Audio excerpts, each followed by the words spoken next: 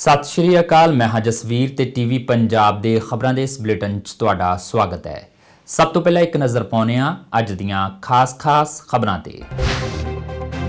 खेती कानूनां ने विछाए पंजाब दे घर घर सत्थर। बरनाला जिले के पिंड जैमल सिंह वाला के 30 साला नौजवान मिस्त्री सतवंत सिंह ने की खुदकुशी। दिल्ली बॉर्डर से चल रहे किसान अंदोलन तो वापस परतण तो बाद परेशान सी सतवंत सिंह।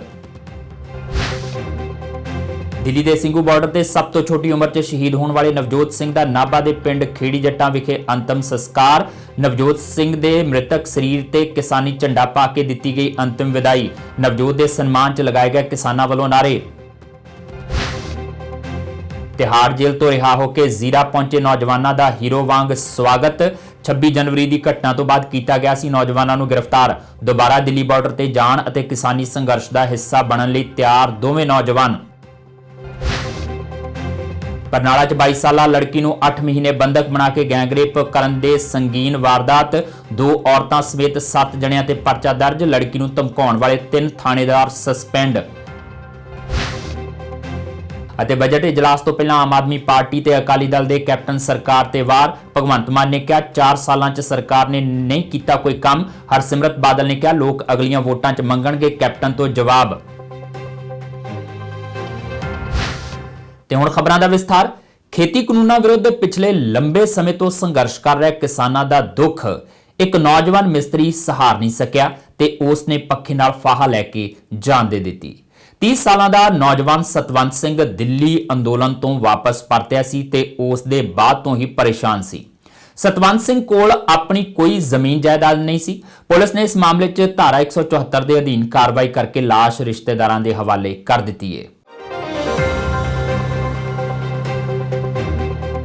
खेती कानूनां दे रोस वजों बरनाला जिले के पिंड जैमल सिंह वाला के 30 साला नौजवान सतवंत सिंह ने खुदकुशी कर ली है। मृतक के परिवार ने मोदी सरकार उत्ते गंभीर दोष लगाउंदियां कहा कि केंद्र सरकार के खेती कानूनां खिलाफ रोस वजों उन्हां दे नौजवान पुत्र ने खुदकुशी की है। पिंड के लोगों मुताबक सतवंत सिंह कोल कोई भी जमीन जायदाद नहीं सी, पर फिर भी वो खेती कानूनां खिलाफ BKU एकता सिद्धूपुर दे नाल किसानी अंदोलन विच बनदा सहयोग देण लई दिल्ली किसानी अंदोलन विच जांदा रहिंदा सी। वो 24 फरवरी नूं भी दिल्ली टिकरी बार्डर उत्ते सेवा लई गया सी। केंद्र सरकार वालों किसानां दीआं मंगां ना मन्ने जाण कारण सतवंत दिल्ली मोर्चे तो दुखी होकर पिंड आया सी, जिस तो बाद उसने अपने घर पक्खे नाल फाहा ला के खुदकुशी कर लई। परिवार ने सवेरे जदों वेख्या तां सतवंत दी लाश पक्खे नाल लटक रही सी अते उस दी मौत हो चुकी सी, जिस तो बाद इसकी सूचना परिवार वालों किसान जथेबंदी ते पुलिस नूं दित्ती गई। ਇਹ ਮੁੰਡਾ 2-3 ਦਿਨ ਪਹਿਲਾਂ ਗਿਆ ਸੀ ਦਿੱਲੀ, ਜਿਹੜਾ ਕਿਸਾਨ ਮੋਰਚਾ ਚੱਲ ਰਿਹਾ ਸਾਡਾ 3 ਮਹੀਨੇ ਤੋਂ ਪਹਿਲਾਂ ਚੱਲੀ ਜਾਂਦਾ, 3 ਮਹੀਨਿਆਂ ਦੇ ਕਰੀਬ। ਤੇ ਉੱਥੇ ਅਸੀਂ ਇਹਨੂੰ ਸ਼ੀਲਿੰਗ ਡਾਊਨ ਤੇ ਲਈ ਭੇਜਿਆ ਸੀਗਾ ਤੇ ਇਹਨਾਂ ਨੇ ਉੱਥੇ ਕੋਈ ਦੇਖਿਆ ਵੀ ਜੀ ਸਾਡੀ ਸਰਕਾਰ ਨਹੀਂ ਸੁਣਦੀ। ਉੱਥੋਂ ਮੈਂ ਮੰਨ ਲਓ ਵੀ ਡੇਲੀ ਪੰਜਾਬ 'ਚ 2-3 ਡੱਡ ਬੋਲੀਆਂ ਰੋਜ਼ ਆਉਂਦੀਆਂ ਨੇ। ਸੈਂਟਰ ਸਰਕਾਰ ਆ ਜਿਹੜੀ ਉਹ ਕਾਲੇ ਕਾਨੂੰਨ ਵਾਪਸ ਨਹੀਂ ਲੈ ਰਹੀ, ਬਸ ਅੰਨੀ ਬੋਲੀ ਹੋਈ ਬੈਠੀ ਆ। ਤੇ ਇਹ ਮੁੰਡਾ ਉੱਥੇ ਆ ਕੇ ਵੀ ਇਹ ਦਿਲ ਤੇ ਲੈ ਗਿਆ ਵੀ ਇੱਥੇ ਤਾਂ ਆਪਣੀ ਸਰਕਾਰ ਜੋ ਸੁਣ ਹੀ ਨਹੀਂ ਰਹੀ, ਤਾਂ ਇਹਨੇ ਰਾਤ ਨੂੰ ਆਪਦੀ ਆਤਮ ਹੱਤਿਆ ਕਰ ਲਈ। ਇਹਦੇ ਲਈ ਸੈਂਟਰ ਸਰਕਾਰ ਜ਼ਿੰਮੇਵਾਰ ਹੈ। ਜਿਹੜੀ ਸਾਡੇ ਰੋਜ਼ ਕਿਸਾਨ ਭਰਾ ਡੈਥਾਂ ਆਉਂਦੀਆਂ ਨੇ ਤੇ ਬੱਚੇ ਵੀ ਰੋਲ ਰਹੇ ਨੇ ਉੱਥੇ, ਤਾਂ ਇਹਨਾਂ ਦਾ ਕੋਈ ਹੱਲ ਕਰਿਆ ਜਾਵੇ ਜਲਦੀ ਜਲਦੀ। ਮੇਰਾ ਨਾਮ ਗੋਰਾ ਸਿੰਘ ਹੈ ਜੀ, ਪਿੰਡ ਸਾਜੋ ਜੀ। ਮੇਰੇ ਤੋਂ ਮੈਂ ਆਦਮ ਤੇ ਕੀਤੀ। ਤੁਹਾਡਾ ਕੀ ਲੱਗਦਾ ਸੀ ਤੇ ਕਿਸ ਹਾਲਾਤਾਂ ਦੇ ਵਿੱਚ ਉਹਨੇ? ਮੇਰਾ ਰਿਸ਼ਤੇਦਾਰ ਸੀਗਾ ਜੀ, ਨਾਮ ਜਸਵੰਤ ਸਿੰਘ ਸੀਗਾ ਜੀ। ਇਹ ਦਿੱਲੀ ਗਿਆ ਸੀਗਾ ਜੀ, ਉੱਥੋਂ ਆ ਕੇ ਬਸ ਇੱਧਰ ਤੇ ਲਾ ਗਈ ਇਹ ਗੱਲ। ਬਸ ਆ ਕੇ ਸਾਨੂੰ ਬਸ ਐਂ ਕਹੀ ਗਿਆ, ਦੂਆ ਚ ਕੁੰਡੀ ਲਾ ਲਈ। ਹੁਣ ਸਵੇਰੇ ਪਤਾ ਲੱਗਾ ਜੀ ਬਸ ਇਹ ਗੱਲ। ਸਰਕਾਰ ਨੂੰ ਸੁਣਨੀ ਚਾਹੀਦੀ ਜੀ। ਰੋਜ਼ 1-2 ਡੈਡ ਬੋਡੀਆਂ ਆਉਂਦੀਆਂ ਉੱਧਰੋਂ, ਬਿੱਲ ਵਾਪਸ ਲੈਣੇ ਚਾਹੀਦੇ ਜੀ। ਸਾਡੀ ਤਾਂ ਇਹੀ ਅਪੀਲ ਹੈ ਜੀ। ਪਰਿਵਾਰਕ ਹਾਲਾਤ ਨਾਜ਼ੁਕ ਹੀ ਹੈ ਜੀ। ਹਾਂਜੀ, ਮਾਲੀ ਸਹਾਇਤਾ ਮਿਲਣੀ ਚਾਹੀਦੀ। ਮੇਰੇ ਪਾਸ ਗੁਰਚਰਨ ਸਿੰਘ ਤੇ ਸਰਪੰਚ ਸੰਦੀਪ ਸਿੰਘ ਪਿੰਡ ਜੈਮਲ ਸਿੰਘ ਵਾਲਾ ਦੋਨੇ ਆਏ, ਜਿਨ੍ਹਾਂ ਨੇ ਮੇਰੇ ਕੋਲ ਆ ਕੇ ਆਪਦਾ ਇੱਕ ਬਿਆਨ ਲਿਖਾਇਆ। ਦੱਸਿਆ ਕਿ ਮੇਰਾ ਬੇਟਾ ਸਤਵੰਤ ਸਿੰਘ ਜੋ ਕਿਸਾਨ ਯੂਨੀਅਨ ਦੇ ਵਿੱਚ ਕੰਮ ਕਰਦਾ ਹੈਗਾ, ਉਹ ਕਈ ਦਿਨਾਂ ਤੋਂ ਦਿੱਲੀ ਗਿਆ ਹੋਇਆ ਸੀ। ਉੱਥੇ ਉਹਨੂੰ ਕੋਈ ਘਬਰਾਹਟ, ਦਿਮਾਗੀ ਪਰੇਸ਼ਾਨੀ ਹੋ ਚੁੱਕੀ, ਜੋ ਪਿੰਡ ਵਾਪਸ ਆਪਣੇ ਜੈਮਲ ਸਿੰਘ ਵਾਲਾ ਆ ਗਿਆ ਸੀਗਾ। ਤੇ ਜਿਸ ਦਿਨ ਰਾਤ ਰੋਟੀ ਪਾਣੀ ਖਾ ਕੇ ਆਪਦੇ ਮੰਜੇ ਤੇ ਪੈ ਗਿਆ, ਉਸ ਤੋਂ ਬਾਅਦ ਉਹਨੇ ਆਪਦੀ ਜਿਸ ਕਮਰੇ 'ਚ ਪਏ ਬੈਠਕ ਦੇ ਵਿੱਚ ਪੱਖੇ ਨਾਲ ਆਪਦੇ ਸਿਰ ਤੋਂ ਦੁਪੱਟਾ ਲਾ ਕੇ ਫਾਹਾ ਲੈ ਲਿਆ। ਜਦੋਂ ਮੈਂ ਸੁਬਾਹ 5 ਵਜੇ ਉਹਨੂੰ ਦੇਖਿਆ ਉਸ ਦੀ ਮੌਤ ਹੋ ਚੁੱਕੀ ਸੀ। ਮੈਂ ਰੌਲਾ ਪਾਇਆ ਤੇ ਆਂਢ ਗੁਆਂਢ ਇਕੱਠੇ ਹੋ ਕੇ ਸਰਪੰਚ ਤੇ ਕਿਸਾਨਾਂ ਦੇ ਪ੍ਰਧਾਨ ਵੀ ਆ ਗਿਆ ਸੀ ਤੇ ਉਹਨੇ ਆਪਦਾ ਥੱਲੇ ਲਾ ਕੇ ਅੱਜ ਮੈਂ ਤੁਹਾਨੂੰ ਤਲਾਹ ਦੇਣ ਆਇਆ ਸੀ। ਜਦੋਂ ਉਹਨੇ ਕਿਹਾ ਮੈਨੂੰ ਉਹ ਰਸਤੇ 'ਚ ਮਿਲ ਗਏ, ਮੈਂ ਉਹਦੇ ਬਿਆਨ ਲਿਖ ਕੇ 176 ਦੀ ਕਾਰਵਾਈ ਅਮਲ ਵਿੱਚ ਲਿਆ ਕੇ। ਸਤਵੰਤ ਸਿੰਘ ਕੋਲ ਭਾਵੇਂ ਜ਼ਮੀਨ ਨਹੀਂ ਸੀ, ਪਰ ਉਹ ਜਾਗਦੀ ਜ਼ਮੀਰ ਦਾ ਮਾਲਕ ਸੀ। ਆਪਣੇ ਸਾਥੀ ਕਿਸਾਨਾਂ ਦਾ ਦੁੱਖ ਉਹ ਸਹਾਰ ਨਹੀਂ ਸਕਿਆ ਅਤੇ ਮੌਤ ਨੂੰ ਗਲ ਨਾਲ ਲਾ ਲਿਆ। ਪਰ ਆਤਮ ਹੱਤਿਆ ਕਿਸੇ ਮਸਲੇ ਦਾ ਹੱਲ ਨਹੀਂ ਹੈ। ਨੌਜਵਾਨਾਂ ਨੂੰ ਅਜਿਹੇ ਕਦਮ ਚੁੱਕਣ ਦੀ ਥਾਂ ਕਿਸਾਨੀ ਅੰਦੋਲਨ ਨੂੰ ਮਜ਼ਬੂਤ ਬਣਾਉਣ ਉੱਤੇ ਜ਼ੋਰ ਦੇਣਾ ਚਾਹੀਦਾ ਹੈ ਤਾਂ ਕਿ ਫਿਰ ਕੋਈ ਹੋਰ ਇਸ ਤਰ੍ਹਾਂ ਖੁਦਕੁਸ਼ੀ ਨੂੰ ਮਜਬੂਰ ਨਾ ਹੋ ਸਕੇ। ਦਿੱਲੀ ਦੇ ਸਿੰਘੂ ਬਾਰਡਰ ਤੇ ਸਭ ਤੋਂ ਛੋਟੀ ਉਮਰ 'ਚ ਸ਼ਹੀਦ ਹੋਣ ਵਾਲੇ ਨਵਜੋਤ ਸਿੰਘ ਦਾ ਅੱਜ ਉਹਨਾਂ ਦੇ ਪਿੰਡ ਖੇੜੀ ਜੱਟਾਂ ਬਲਾਕ ਨਾਭਾ 'ਚ ਅੰਤਿਮ ਸੰਸਕਾਰ ਕਰ ਦਿੱਤਾ ਗਿਆ। ਨਵਜੋਤ ਸਿੰਘ ਦੀ ਉਮਰ ਅਜੇ ਸਿਰਫ 18 ਸਾਲ ਦੀ ਸੀ। ਇਸ ਮੌਕੇ ਨਵਜੋਤ ਦੇ ਮ੍ਰਿਤਕ ਸਰੀਰ ਤੇ ਕਿਸਾਨੀ ਝੰਡਾ ਪਾ ਕੇ ਉਸ ਨੂੰ ਸ਼ਰਧਾਂਜਲੀ ਦਿੱਤੀ ਗਈ ਅਤੇ ਉਸ ਦੇ ਸਨਮਾਨ 'ਚ ਨਾਅਰੇ ਲਗਾਏ ਗਏ। ਨਵਜੋਤ ਦੇ ਅੰਤਿਮ ਸੰਸਕਾਰ ਮੌਕੇ ਬੇहद ਗਮਗੀਨ ਮਾਹੌਲ ਦੌਰਾਨ ਕਿਸਾਨ ਆਗੂਆਂ ਦਾ ਕਹਿਣਾ ਸੀ ਕਿ ਉਸ ਦੀ ਕੁਰਬਾਨੀ ਅਜਾਈ ਨਹੀਂ ਜਾਵੇਗੀ ਤੇ ਉਹ ਖੇਤੀ ਕਾਨੂੰਨਾਂ ਖਿਲਾਫ ਜੰਗ ਜਿੱਤਣ ਲਈ ਪੂਰੀ ਵਾਹ ਲਾ ਦੇਣਗੇ। ਕੇਂਦਰ ਸਰਕਾਰ ਦੇ ਕਾਲੇ ਖੇਤੀ ਕਾਨੂੰਨਾਂ ਖਿਲਾਫ ਕਿਸਾਨਾਂ ਵੱਲੋਂ ਦਿੱਲੀ ਦੀਆਂ ਬਰੂਹਾਂ ਉੱਤੇ ਪਿਛਲੇ 3 ਮਹੀਨੇ ਤੋਂ ਅੰਦੋਲਨ ਜਾਰੀ ਹੈ। ਇਸ ਕਿਸਾਨੀ ਅੰਦੋਲਨ ਦੇ ਦੌਰਾਨ ਲਗਾਤਾਰ ਸ਼ਹਾਦਤਾਂ ਦਾ ਅੰਕੜਾ ਵੀ ਵਧਦਾ ਜਾ ਰਿਹਾ ਹੈ। ਬੀਤੇ ਦਿਨੀ ਨਾਭਾ ਬਲਾਕ ਦੇ ਪਿੰਡ ਖੇੜੀ ਜੱਟਾਂ ਦੇ 18 ਸਾਲਾ ਨੌਜਵਾਨ ਨਵਜੋਤ ਸਿੰਘ ਦੀ ਸਿੰਘੂ ਬਾਰਡਰ ਤੇ ਦਿਲ ਦਾ ਦੌਰਾ ਪੈਣ ਨਾਲ ਮੌਤ ਹੋ ਗਈ ਸੀ। ਨਵਜੋਤ ਸਿੰਘ ਪਰਿਵਾਰ ਦਾ ਇਕਲੌਤਾ ਵਾਰਿਸ ਸੀ। ਉਸ ਦਾ ਅੰਤਿਮ ਸੰਸਕਾਰ ਨਵਜੋਤ ਸਿੰਘ ਤੇਰੀ ਸੋਚ ਤੇ ਪੈਰਾ ਦਿਆਂਗੇ ਠੋਕ ਕੇ ਅਤੇ ਨਵਜੋਤ ਸਿੰਘ ਅਮਰ ਰਹੇ ਦੇ ਨਾਅਰਿਆਂ ਦੌਰਾਨ ਕੀਤਾ ਗਿਆ। ਅੰਤਿਮ ਸੰਸਕਾਰ ਵੇਲੇ ਪਾਰਥਿਵ ਸਰੀਰ ਤੇ ਕਿਸਾਨੀ ਝੰਡਾ ਪਾ ਕੇ ਸ਼ਰਧਾਂਜਲੀ ਦਿੱਤੀ ਗਈ। ਨਵਜੋਤ ਦੇ ਦੋਸਤਾਂ ਦਾ ਕਹਿਣਾ ਸੀ ਕਿ ਉਹਨਾਂ ਨੂੰ ਬਿਲਕੁਲ ਵੀ ਅੰਦਾਜ਼ਾ ਨਹੀਂ ਸੀ ਕਿ ਉਹ ਇੰਨੀ ਜਲਦੀ ਉਹਨਾਂ ਦਾ ਸਾਥ ਛੱਡ ਜਾਵੇਗਾ। ਉੱਥੇ ਹੀ ਕਿਸਾਨ ਸੰਘਰਸ਼ ਮੋਰਚੇ ਦੇ ਆਗੂ ਨੇ ਕਿਹਾ ਕਿ ਨਵਜੋਤ ਹੁਣ ਤੱਕ ਦਾ ਸਭ ਤੋਂ ਛੋਟੀ ਉਮਰ ਦਾ ਬੱਚਾ ਸੀ ਜਿਸ ਨੇ ਸ਼ਹਾਦਤ ਦਿੱਤੀ ਹੈ, ਪਰ ਅਸੀਂ ਇਸ ਦੀ ਸ਼ਹਾਦਤ ਨੂੰ ਜਾਇਆ ਨਹੀਂ ਜਾਣ ਦੇਵਾਂਗੇ। ਅਸੀਂ ਇਹ ਜੰਗ ਜ਼ਰੂਰ ਜਿੱਤ ਕੇ ਆਵਾਂਗੇ। ਵੀਰੇ ਉੱਥੇ ਬਹੁਤ ਗਰਮੀ ਹੈ ਜੀ, ਠੀਕ ਹੈ ਜੀ। ਅਸੀਂ ਇੱਥੋਂ ਗਏ ਤੇ ਯਾਰ ਮੈਂ ਪਹਿਲੇ ਡਿਪਰੈਸਡ ਹਾਂ, ਮੈਂ ਕੁਝ ਬੋਲ ਨਹੀਂ ਸਕਦਾ ਰਿਹਾ, ਠੀਕ ਹੈ।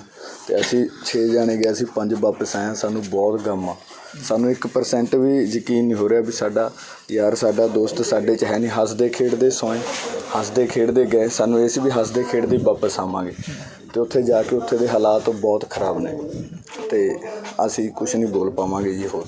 ਤੇ ਉਹਨੂੰ ਅੱਧਾ ਪਿੰਡ ਜਾਣਦਾ ਤੱਕ ਨਹੀਂ ਜੀ, ਹਾਂਜੀ। ਤੇ ਉਹ ਘਰ ਹੀ ਰਹਿੰਦਾ ਸੀ, ਉਹ ਬਹੁਤ ਵਧੀਆ ਸੁਭਾਅ ਦਾ ਸੀ, ਆਪਦਾ ਪੜ੍ਹਾਈ ਕਰਦਾ ਸੀ ਤੇ ਬਸ ਬਹੁਤ ਜ਼ਿਆਦਾ ਸਭ ਤੋਂ ਛੋਟੀ ਉਮਰ ਦਾ 17 ਸਾਲ ਦਾ ਸੀ। He is just 17 year.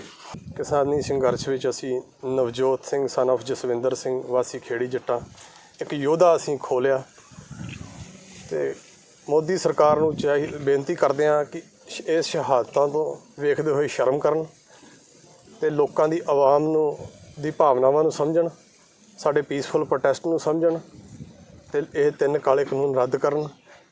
ਅੱਜ ਇੰਨੀਆਂ ਸ਼ਹਾਦਤਾਂ ਹੋ ਚੁੱਕੀਆਂ ਨੇ, ਪਤਾ ਨਹੀਂ ਇਸ ਬੇਕਰ ਕੀ ਮੋਦੀ ਸਰਕਾਰ ਦਾ ਦਿਲ ਕਿਉਂ ਨਹੀਂ ਪਸੀਜਦਾ। ਸੋ ਪੂਰੇ ਇਲਾਕੇ ਦੇ ਵਿੱਚ ਸੋਗ ਦੀ ਲਹਿਰ ਹੈ। ਨੌਜਵਾਨ ਵੀਰ ਅਸੀਂ ਆਪਣਾ ਖੋਲਿਆ, ਸੋ ਸਾਰਾ ਇਲਾਕਾ ਬਹੁਤ ਦੁੱਖ ਦੇ ਤੇ ਰੋਸ ਦੀ ਲਹਿਰ ਦੇ ਵਿੱਚ ਹੈ। ਮੋਦੀ ਸਰਕਾਰ ਨੂੰ ਚਾਹੀਦਾ ਵੀ ਇਸ ਰੋਸ ਨੂੰ ਸਮਝਦਿਆਂ ਇਹ 3 ਕਾਨੂੰਨ ਰੱਦ ਕੀਤੇ ਜਾਣ। ਬਹੁਤ ਹੀ ਦੁਖਦਾਈ ਘਟਨਾ ਵਾਪਰੀ ਹੈ। ਸਾਡੇ ਇਲਾਕੇ ਦਾ ਮਾਪਿਆਂ ਦਾ ਇਕਲੌਤਾ ਸਪੁੱਤਰ ਕਾਕਾ ਨਵਜੋਤ ਸਿੰਘ ਜੋ ਹਾਲੇ ਸਿਰਫ 18 ਸਾਲ ਦਾ ਹੀ ਸੀ ਤੇ ਜਿਹਦੇ ਤੋਂ ਬੜੇ ਸੁਪਨੇ ਸੀ ਮਾਂ ਬਾਪ ਨੂੰ, ਸਾਨੂੰ ਇਲਾਕੇ ਵਾਲਿਆਂ ਨੂੰ। ਉਹ ਇੱਕ ਕਿਸਾਨ ਸੰਘਰਸ਼ ਦੇ ਦੌਰਾਨ ਆਪਾ ਵਾਰ ਗਏ ਹਨ। ਮਨੁੱਖਤਾ ਦੀ ਲਈ ਕਿਸਾਨਾਂ ਦੇ ਲਈ ਉਹਨੇ ਆਪਣੀ ਜ਼ਿੰਦਗੀ ਵਾਰੀ ਹੈ ਤੇ ਜਿੱਥੇ ਬਹੁਤ ਵੱਡਾ ਦੁੱਖ ਹੈ ਸਾਨੂੰ ਇਸ ਵਿਛੋੜੇ ਦਾ, ਉੱਥੇ ਸਰਕਾਰ ਪ੍ਰਤੀ ਗੁੱਸਾ ਵੀ ਹੈ, ਰੋਹ ਵੀ ਹੈ ਕਿ ਕਿੰਨੇ ਕਿਸਾਨ ਆਪਣੇ ਜਾਨਾਂ ਦੇ ਗਏ ਇਸ ਸੰਘਰਸ਼ ਵਾਸਤੇ। ਇਹ ਇਕੱਲਾ ਕਿਸਾਨਾਂ ਦਾ ਸੰਘਰਸ਼ ਨਹੀਂ ਹੈ, ਇਹ ਇਨਸਾਨੀਅਤ ਹੈ, ਮਨੁੱਖਤਾ ਦਾ ਸੰਘਰਸ਼ ਹੈ। ਔਰ ਇਹ ਜਿਹੜਾ ਪਰਿਵਾਰ ਹੈ ਬੜਾ ਗਰੀਬ ਪਰਿਵਾਰ ਹੈ। ਇਹਦੀ ਪਰਿਵਾਰ ਦੀ ਜਿੰਨੀ ਜਲਦੀ ਹੋ ਸਕੇ ਸਰਕਾਰ ਨੂੰ ਵੱਧ ਤੋਂ ਵੱਧ ਮਦਦ ਕਰਨੀ ਚਾਹੀਦੀ ਹੈ। ਔਰ ਅਸੀਂ ਗੁਰੂ ਅੱਗੇ ਇਹ ਵੀ ਅਰਦਾਸ ਕਰਦੇ ਹਾਂ ਕਿ ਸੱਚਾ ਪਾਤਸ਼ਾਹ ਮਿਹਰ ਕਰੀ ਜਿਹੜੇ ਸਾਡੇ ਵੀਰ ਉੱਥੇ ਦਿੱਲੀ ਸੰਘਰਸ਼ 'ਚ ਬੈਠੇ ਨੇ ਉਹ ਤੰਦਰੁਸਤ ਰਹਿਣ, ਸਹੀ ਸਲਾਮਤ ਆਪਣੇ ਘਰਾਂ ਨੂੰ ਆਉਣ, ਚੜ੍ਹਦੀ ਕਲਾ 'ਚ ਰਹਿਣ ਔਰ ਗੁਰੂ ਕਿਰਪਾ ਕਰੇ ਜਿੱਤ ਕੇ ਆਉਣ। ਇਹ ਜਿਹੜਾ ਕਿਸਾਨ ਸੰਘਰਸ਼ ਹੈ ਇਹ 'ਚ ਫਤਿਹ ਜੱਬੀ ਬਖਸ਼ੇ। ਜ਼ਿਕਰਯੋਗ ਹੈ ਕਿ ਇਸ ਦੁੱਖ ਦੀ ਘੜੀ ਵਿੱਚ ਅੰਤਮ ਸੰਸਕਾਰ ਸਮੇਂ ਨਾ ਹੀ ਕੋਈ ਪ੍ਰਸ਼ਾਸਨਿਕ ਅਧਿਕਾਰੀ, ਨਾ ਹੀ ਕੋਈ ਐਮਐਲਏ, ਇੱਥੋਂ ਤੱਕ ਕਿ ਮੰਤਰੀ ਵੀ ਨਹੀਂ ਪਹੁੰਚੇ। ਕਿਸਾਨ ਜਥੇਬੰਦੀਆਂ ਤੇ ਸ਼੍ਰੋਮਣੀ ਗੁਰਦੁਆਰਾ ਪ੍ਰਬੰਧਕ ਕਮੇਟੀ ਦੇ ਮੈਂਬਰਾਂ ਨੇ ਨਵਜੋਤ ਸਿੰਘ ਨੂੰ ਸ਼ਰਧਾਂਜਲੀ ਦਿੱਤੀ ਅਤੇ ਉਸ ਦੀ ਆਤਮਾ ਦੀ ਸ਼ਾਂਤੀ ਲਈ ਅਰਦਾਸ ਕੀਤੀ। 26 ਜਨਵਰੀ ਨੂੰ ਲਾਲ ਕਿਲੇ ਦੀ ਘਟਨਾ ਤੋਂ ਬਾਅਦ ਦਿੱਲੀ ਪੁਲਿਸ ਨੇ ਕਈ ਜਵਾਨਾਂ ਨੂੰ ਗ੍ਰਿਫਤਾਰ ਕੀਤਾ ਸੀ। ਹੁਣ ਕਿਸਾਨ ਜਥੇਬੰਦੀਆਂ ਤੇ ਦਿੱਲੀ ਸਿੱਖ ਗੁਰਦੁਆਰਾ ਮੈਨੇਜਮੈਂਟ ਕਮੇਟੀ ਦੇ ਸਹਿਯੋਗ ਨਾਲ ਕਈ ਨੌਜਵਾਨ ਤਿਹਾੜ ਜੇਲ੍ਹ ਤੋਂ ਜ਼ਮਾਨਤ ਤੇ ਬਾਹਰ ਆ ਰਹੇ ਨੇ। ਫਿਰੋਜ਼ਪੁਰ ਦੇ ਜ਼ੀਰਾ ਨੇੜਲੇ ਪਿੰਡ ਲੌਂਗੇ ਦੇਵਾ ਦੇ ਨੌਜਵਾਨ ਸੁਖਰਾਜ ਸਿੰਘ ਅਤੇ ਹਰਪ੍ਰੀਤ ਸਿੰਘ ਜਦ ਜੇਲ੍ਹ ਤੋਂ ਰਿਹਾ ਹੋ ਕੇ ਪਿੰਡ ਪਹੁੰਚੇ ਤਾਂ ਇਲਾਕੇ ਦੇ ਲੋਕਾਂ ਨੇ ਉਹਨਾਂ ਦਾ ਨਿੱਘਾ ਸਵਾਗਤ ਕੀਤਾ। ਇਹਨਾਂ ਨੌਜਵਾਨਾਂ ਦੇ ਹੌਸਲੇ ਬੁਲੰਦ ਨੇ ਤੇ ਇਹ ਦੁਬਾਰਾ ਫਿਰ ਦਿੱਲੀ ਅੰਦੋਲਨ 'ਚ ਸ਼ਾਮਲ ਹੋਣ ਦੀ ਇੱਛਾ ਜਤਾ ਰਹੇ ਨੇ। ਨਵੇਂ ਖੇਤੀ ਕਾਨੂੰਨਾਂ ਦੇ ਵਿਰੋਧ 'ਚ ਸੰਯੁਕਤ ਕਿਸਾਨ ਮੋਰਚੇ ਨੇ 26 ਜਨਵਰੀ ਨੂੰ ਦਿੱਲੀ ਵਿਖੇ ਟਰੈਕਟਰ ਪਰੇਡ ਦਾ ਸੱਦਾ ਦਿੱਤਾ ਸੀ। ਇਸ ਦੌਰਾਨ ਹੋਈ ਹਿੰਸਾ ਤੇ ਲਾਲ ਕਿਲੇ ਦੀ ਘਟਨਾ ਉਪਰੰਤ ਪੁਲਿਸ ਨੇ ਕਈ ਲੋਕਾਂ ਨੂੰ ਗ੍ਰਿਫਤਾਰ ਕਰ ਲਿਆ ਸੀ। ਪੁਲਿਸ ਵੱਲੋਂ ਗ੍ਰਿਫਤਾਰ ਕੀਤੇ ਗਏ ਲੋਕਾਂ 'ਚ ਫਿਰੋਜ਼ਪੁਰ ਦੇ ਜ਼ੀਰਾ ਨੇੜਲੇ ਪਿੰਡ ਲੋਂਗੋ ਦੇਵਾ ਦੇ ਨੌਜਵਾਨ ਸੁਖਰਾਜ ਸਿੰਘ ਅਤੇ ਹਰਪ੍ਰੀਤ ਸਿੰਘ ਵੀ ਸ਼ਾਮਲ ਸਨ, ਜਿਨ੍ਹਾਂ ਨੂੰ ਵੀ ਪੁਲਿਸ ਵੱਲੋਂ ਕਾਬੂ ਕਰਕੇ ਜੇਲ੍ਹ ਵਿੱਚ ਬੰਦ ਕਰ ਦਿੱਤਾ ਗਿਆ ਸੀ। ਇਹ ਨੌਜਵਾਨ ਕਰੀਬ 1 ਮਹੀਨਾ ਜੇਲ੍ਹ ਵਿੱਚ ਰਹਿਣ ਉਪਰੰਤ ਜ਼ਮਾਨਤ ਤੇ ਰਿਹਾ ਹੋਏ ਨੇ। ਇਹਨਾਂ ਦੋਵਾਂ ਨੌਜਵਾਨਾਂ ਦਾ ਪਿੰਡ ਪਹੁੰਚਣ ਉੱਤੇ ਇਲਾਕੇ ਦੀਆਂ ਵੱਖ-ਵੱਖ ਕਿਸਾਨ, ਮਜ਼ਦੂਰ ਅਤੇ ਹੋਰ ਜਥੇਬੰਦੀਆਂ ਵੱਲੋਂ ਨਿੱਘਾ ਸਵਾਗਤ ਕੀਤਾ ਗਿਆ ਅਤੇ ਕੇਂਦਰ ਸਰਕਾਰ ਖਿਲਾਫ ਨਾਅਰੇਬਾਜ਼ੀ ਕੀਤੀ ਗਈ। ਜੇਲ੍ਹ ਤੋਂ ਰਿਹਾ ਹੋਏ ਸੁਖਰਾਜ ਦਾ ਕਹਿਣਾ ਸੀ ਕਿ ਪੁਲਿਸ ਦੇ ਜ਼ਬਰ ਤੋਂ ਡਰਨ ਦੀ ਲੋੜ ਨਹੀਂ ਹੈ, ਉਹ ਮੁੜ ਦਿੱਲੀ ਅੰਦੋਲਨ ਵਿਖੇ ਜਾਣ ਲਈ ਤਿਆਰ ਨੇ। ਅਸੀਂ 26 ਤਰੀਕ ਨੂੰ ਟਰੈਕਟਰ ਪਰੇਡ ਤੇ ਗਏ ਸੀਗੇ। ਜਦੋਂ ਅਸੀਂ ਵਾਪਸ ਆ ਰਹੇ ਸੀ ਸਾਨੂੰ ਨਾਗਲੋਈ ਤੋਂ ਪੁਲਿਸ ਵਾਲਿਆਂ ਨੇ ਜ਼ਬਰਦਸਤੀ ਚੱਕ ਲਿਆ ਤੇ ਸਾਨੂੰ ਉਹਨਾਂ ਨੇ ਰਾਤੋਂ ਰਾਤ ਥਾਣੇ ਲਿਜਾ ਕੇ ਸਾਨੂੰ 12-1 ਵਜੇ ਇਹਨਾਂ ਨੇ ਸਾਡੀ ਡਾਕਟਰੀ ਕਰਾ ਕੇ ਤੇ ਉਸ ਤੋਂ ਬਾਅਦ 2:30-3 ਵਜੇ ਜੱਜ ਦੇ ਪੇਸ਼ ਕਰਕੇ ਤੇ ਸਾਨੂੰ 5 ਵਜੇ ਨੂੰ ਇਹਨਾਂ ਨੇ ਤਿਹਾੜ ਜੇਲ੍ਹ 'ਚ ਭੇਜਤਾ। 7 ਨੰਬਰ ਜੇਲ੍ਹ 'ਚ ਭੇਜਿਆ ਸਾਨੂੰ। ਸਾਡੇ ਦੋਸਤ ਮਿਲੇ ਸਾਨੂੰ ਬਾਅਦ 'ਚ ਜਦੋਂ ਅਸੀਂ ਆਏ ਆ, ਉਹਨਾਂ ਨੇ ਸਾਨੂੰ ਦੱਸਿਆ ਵੀ ਉਹਨਾਂ ਨਾਲ ਕਈਆਂ ਨਾਲ ਥਾਣੇ 'ਚ ਵੀ ਕੁੱਟਮਾਰ ਹੋਈ ਆ ਤੇ ਕਈਆਂ ਨਾਲ ਜੇਲ੍ਹ 'ਚ ਵੀ ਬਹੁਤ ਕੁੱਟਮਾਰ ਹੋਈ ਆ ਤੇ ਉਹ ਕਹਿੰਦੇ ਰੋਟੀ ਪਾਣੀ ਵੀ ਉਹਦਾ ਖਾਸ ਨਹੀਂ ਕੋਈ, ਯਾਨੀ ਕਿ ਔਖੇ ਦਿਨ ਕੱਟੇ ਸਾਰਿਆਂ ਨੇ ਉੱਥੇ। ਅਪੀਲ ਤਾਂ ਇਹੀ ਕਰਨਾ ਚਾਹੁੰਦੇ ਮੈਂ ਤਾਂ ਵੱਧ ਤੋਂ ਵੱਧ ਵੀ ਜਿੰਨੇ ਵੀਰ ਆ ਉਸੇ ਬਾਰਡਰ 'ਤੇ ਪਹੁੰਚਣ ਦੀ ਕਿਰਪਾਲਤਾ ਕਰਨ। ਏਡੇ ਵੀ ਡਰ ਵਾਲੀ ਗੱਲ ਨਹੀਂ ਕੋਈ, ਅਸੀਂ ਰਹਿ ਕੇ ਆਏ ਆ ਵੀ ਇਹ ਆਪ ਨੂੰ ਮਾਰ ਥੋੜ੍ਹਾ ਦੇਣਗੇ। ਜਿੰਨ ਚਿਰ ਬਿੱਲ ਵਾਪਸ ਨਹੀਂ ਹੁੰਦੇ ਅਸੀਂ ਉੱਥੇ ਰਹਾਂਗੇ। ਜੇਲ੍ਹ ਤੋਂ ਰਿਹਾ ਹੋਏ ਇਹਨਾਂ ਨੌਜਵਾਨਾਂ ਦੇ ਜਜ਼ਬੇ ਦੀ ਪਿੰਡ ਦੀ ਪੰਚਾਇਤ ਅਤੇ ਕਿਸਾਨ ਜਥੇਬੰਦੀਆਂ ਨੇ ਵੀ ਸ਼ਲਾਘਾ ਕੀਤੀ ਅਤੇ ਦਿੱਲੀ ਵਿਖੇ ਚੱਲ ਰਹੇ ਕਿਸਾਨ ਅੰਦੋਲਨ ਨੂੰ ਹੋਰ ਮਜ਼ਬੂਤ ਕਰਨ ਦੀ ਲੋੜ ਉੱਤੇ ਜ਼ੋਰ ਦਿੱਤਾ। ਇਹ ਜੋ ਸਾਡੇ ਨੌਜਵਾਨ ਸੀਗੇ 26 ਤਰੀਕ ਨੂੰ ਜੋ ਟਰੈਕਟਰ ਪਰੇਡ ਦੇ ਦੌਰਾਨ ਜੋ ਨਾਗਲੋਈ ਤੋਂ ਵਾਪਸ ਆ ਰਹੇ ਸੀ, ਪੁਲਿਸ ਨੇ ਵਾਪਸੀ ਦੌਰਾਨ ਇਹਨਾਂ ਨੂੰ ਧੱਕੇ ਦੇ ਨਾਲ ਜੋ ਬੱਸਾਂ ਦੇ ਵਿੱਚ ਬਿਠਾ ਕੇ ਭੇਚਲ ਕੇ ਇਹਨਾਂ ਨੂੰ ਥਾਣੇ ਵਿੱਚ ਲਿਜਾ ਕੇ ਤੇ ਬਹੁਤ ਘਿਨਾਉਣੀਆਂ ਧਾਰਾਵਾਂ ਦੇ ਤਹਿਤ ਇਹਨਾਂ 'ਤੇ ਪਰਚੇ ਦਰਜ ਕੀਤੇ ਸੀ।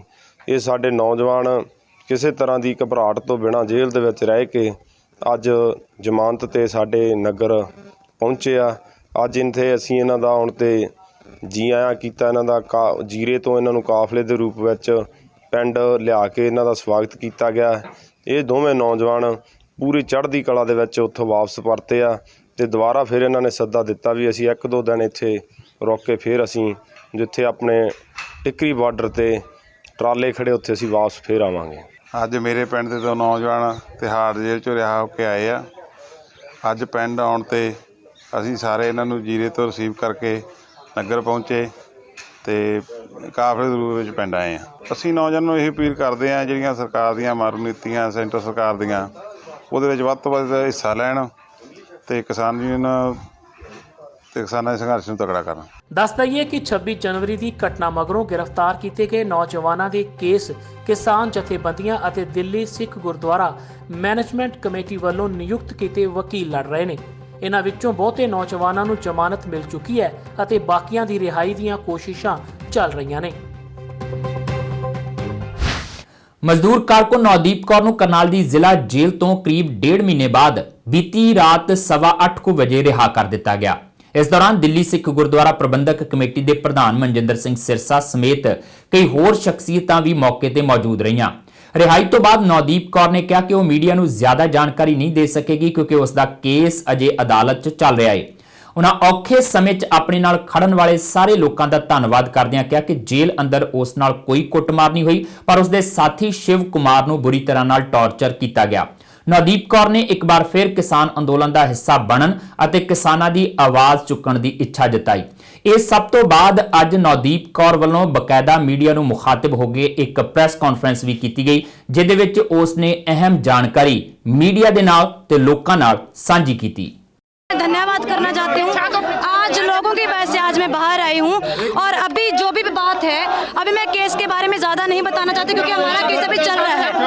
इसीलिए जो केस के बारे में अभी हम लोग तब बताएंगे जब केस हमारा चल रहा है। अभी शिव कुमार का भी है, अभी कुछ नहीं हुआ है, इसीलिए अभी जब तक हमारे वकील साहब से बात करके मैं अभी बता पाऊंगी क्योंकि मुझे कुछ ना ऐसा कुछ नहीं है।